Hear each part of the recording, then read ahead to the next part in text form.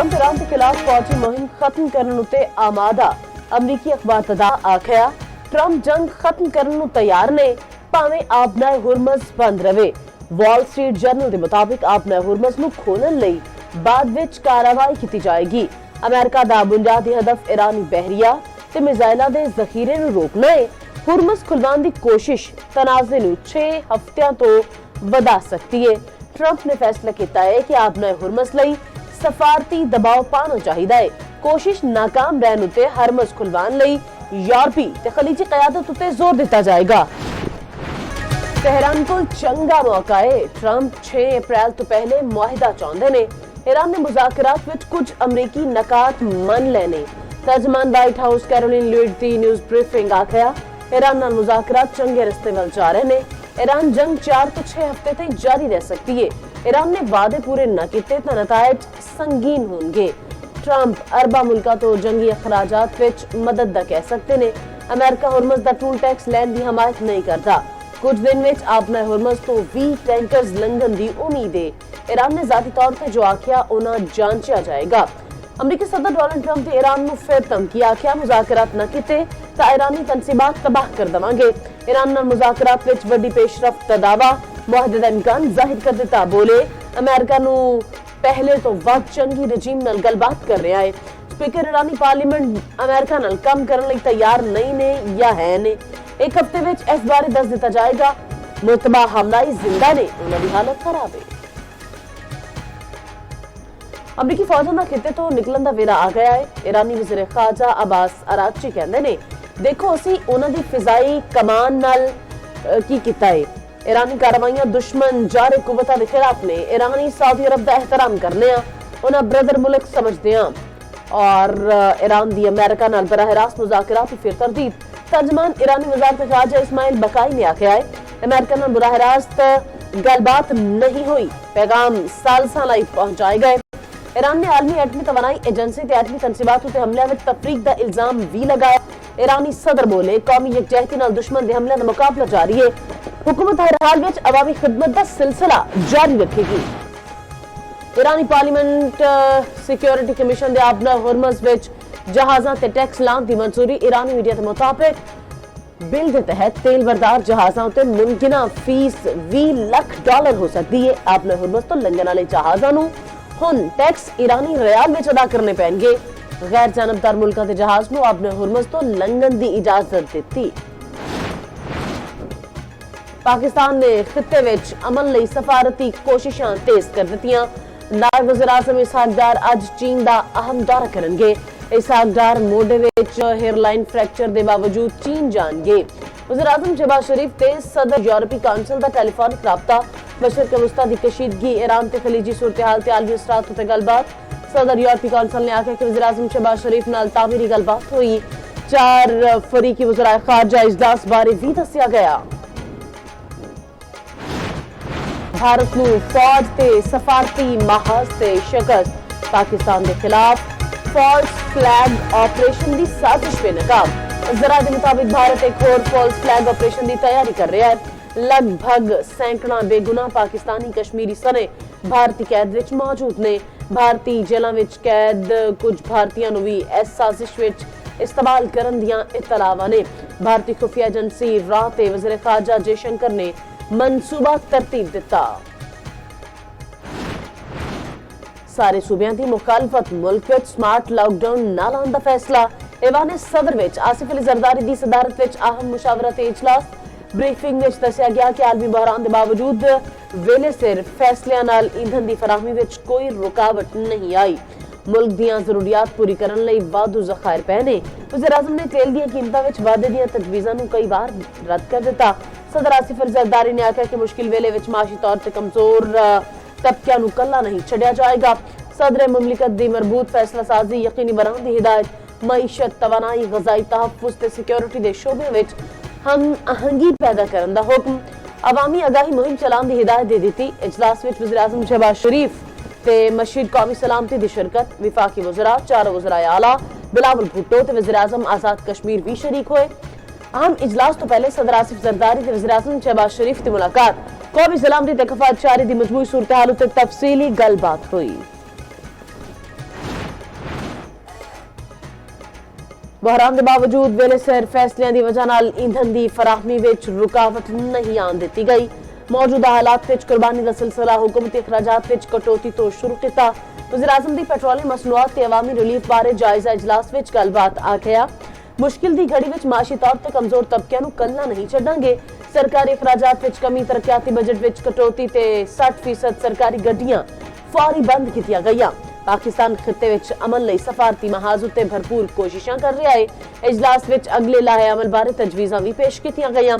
वज़ीर खजाना मोहम्मद औरंगजेब की सदारत विच अहम इजलास मुल्क विच पेट्रोल ते डीजल की सप्लाई नूं मुस्तहकम करार दिता गया।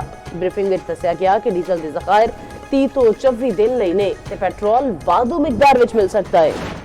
मुतनाज़ एक्सपोस्ट फास्ट बॉलर नूं भारी नहीं पई बल्कि बहुत भारी पै गई है। पीसीबी ने पोस्ट उत्ते नसीम शाह नूं कसूरवार करार दे दिता। सेंट्रल कॉन्ट्रैक्टर की खिलाफवर्जी उत्ते 2 करोड़ जुर्माना। फास्ट बॉलर के सोशल मीडिया एडवाइजर पीसीबी की ब्लैक लिस्ट में शामिल। अगों किसी भी पीसीबी कॉन्ट्रैक्टेड खिडारी के एडवाइजर नहीं बन सकेंगे। मीडिया एडवाइजर नूं नसीम शाह पहले की तरह बरतरफ कर चुके सन। दूजे पासे मुतनाज़ एक्सपोस्ट उत्ते फास्ट बॉलर नसीम शाह ने माफी मंग लई। एक्स उत्ते पैगाम विच लिखा कि सदर दिल दुखाया तो माफी चाहना। मुबैना बॉल टैंपरिंग ते फखर जवान नूं सजा होवेगी या नहीं। HPL PSL विच मैच रेफरी रोशन महानामा ने फैसला महफूज कर लिया। जराये के मुताबिक 2 बारी सुनवाई दौरान फखर जमान ने इल्जामां की तरदीद की। जुर्म साबित होने फखर जमान ने 3 या वध मैचों की पाबंदी लग सकती है।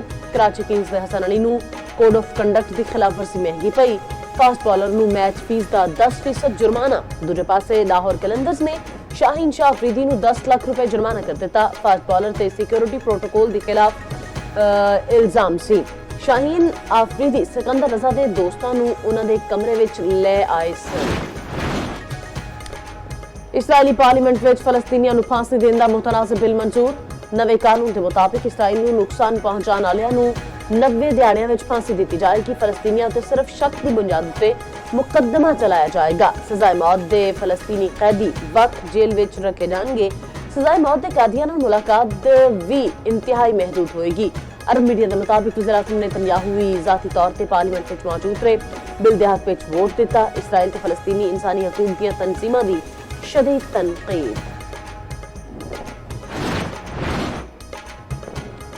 जद्दा विच सऊदी अरब, कतर ते उर्दन दी वड्डी बैठक। ईरान के हमले विच मुल्कां लई खतरनाक करार। इजलास विच सऊदी वली अहद अमीर कतर ते शाह उर्दन दी शिरकत। इलाकाई सूरत-ए-हाल ते खिते विच वधदी कशीदगी उत्ते गलबात कीती।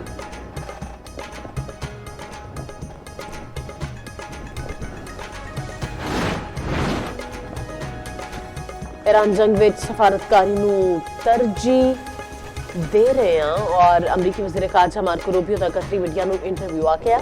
ईरान ते अमेरिका विचकार बिलावास्ता राबते ते पैगामात का तबादला जारी है। ईरान हमसाया मुल्कां लई गैर जरूरी खतरा बन रहा है।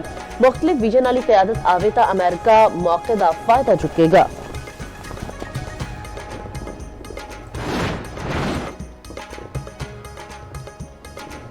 ईरान हमसाया मुल्कां लई गैर जरूरी खतरा बन रहा है। मुख्तलिफ विजन वाली क़यादत आवे तां अमेरिका मौका का फायदा चुक सकता है और बरतानिया ते ईरान जंग का हिस्सा न बनने का ऐलान। बरतानवी वज़ीर-ए-आज़म सर के स्टॉमर ने वाज़ेह किया, बरतानिया की फौज ईरान नहीं जाएगी। ये साडी जंग नहीं। बरतानिया खिते विच सिर्फ दिफाई इकदाम कर रहा है। अपने हुर्मस की बहाली लई कोशिशां जारी ने। स्पेन का भी बड़ा इकदाम। ईरान के खिलाफ जंग में हिस्सा लैने वाले अमरीकी तैयारियां लई अपनी फिजाई हदूद बंद कर दी। हिस्पानवी वज़ीर दिफा ने आख्या स्पेन में अमरीकी अड्डे की ईरान के खिलाफ इस्तेमाल नहीं होएगी। मिस्री सदर दा डोनाल्ड ट्रंप तो जंग रोकने का मुतालबा। अमेरिका ते इसराइल की ईरान उत्ते जारहियत जारी। हरमज गान विच कार्गो कश्ती उत्ते हमले विच 8 बंदे शहीद। वो शहर विच मुतअद्दिद धमाके दियां आवाज़ां सुनिया गईयां। अरब मीडिया के मुताबिक अस्फाखान, तबरेज़ ते शहर रिजा विच धमाकियां दियां इतलावां। बंदर अब्बास एयरपोर्ट के नेड़े भी जोरदार धमाके सुने गए।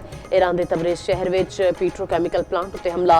अल बरज विच भी बिजली की तनसीबात उत्ते हमले। ईरानी पासदारान इनकलाब ने नेवल चीफ अली रजा की शहादत की तस्दीक कर दी। इसराइली अहदेदारां के मुताबिक अली रजा नूं बंदर अब्बास शहर विच हमले नाल निशाना बनाया गया सी।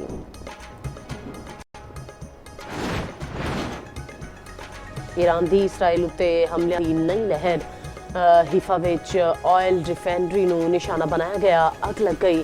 सनती जोन विच इसराइली कैमिकल फैक्ट्री ते भी हमला। तेल अवीव विच मिसाइली हमले की वजह नाल इसराइली पार्लीमेंट का इजलास मुअख्खर। इसराइल की जंग विच 261 फौजियों की जख्मी होने की तस्दीक, हलाकतां की तादाद जाहिर नहीं की गई। ईरानी अदलिया ने हमलों की मनसूबाबंदी के इल्जाम विच 2 बंदियां नूं सजाए मौत दे दी।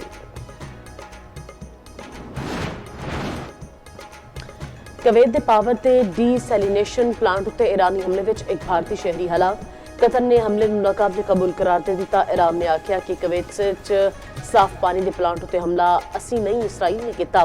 बहरीन, मुतहदा अरब अमारात ते सऊदी अरब दे विच ड्रोन ते मिसाइल हमले। सऊदी वजारत दिफा के मुताबिक कुछ घंटिया विच 5 ड्रोन मार सिटे। शारजा विच टेलीकॉम कंपनी की इमारत उत्ते ईरानी ड्रोन हमला।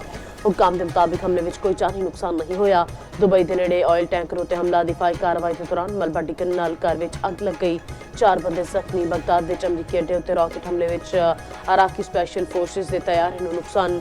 तुर्किया का एक होर मिसाइल हमला नाकाम बनाने का दावा। बहरीन के ईसा एयरबेस उत्ते ईरानी हमला। अमरीकी बहरिया के C-8 तैयारे सने कई तनसीबात ते इमारतां नूं नुकसान।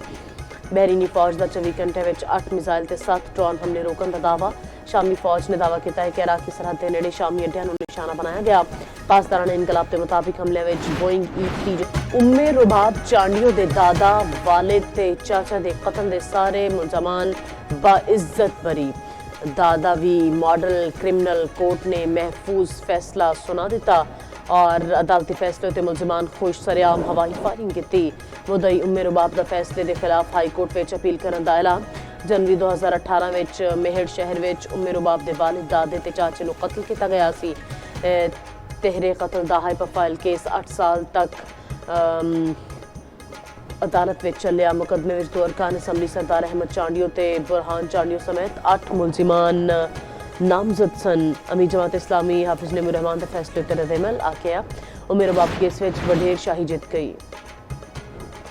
कराची विच एक होर खौफनाक अग क्लिफ्टन के डिपार्टमेंटल स्टोर विच लगन वाली अग 12 घंटे बाद बुझा दी गई। इमारत विच फसे 20 बंदियां नूं हिफाजत नाल कट लिया गया। करोड़ों का सामान सड़ के सवा हो गया। पार्किंग भी लपेट में आ गई। मेयर कराची मौके पर पहुंच गए और रेस्क्यू कार्रवाइयां की निगरानी की। इब्तदाई मालूमात के मुताबिक अग ATM विच लगी, जड़ी बात गई।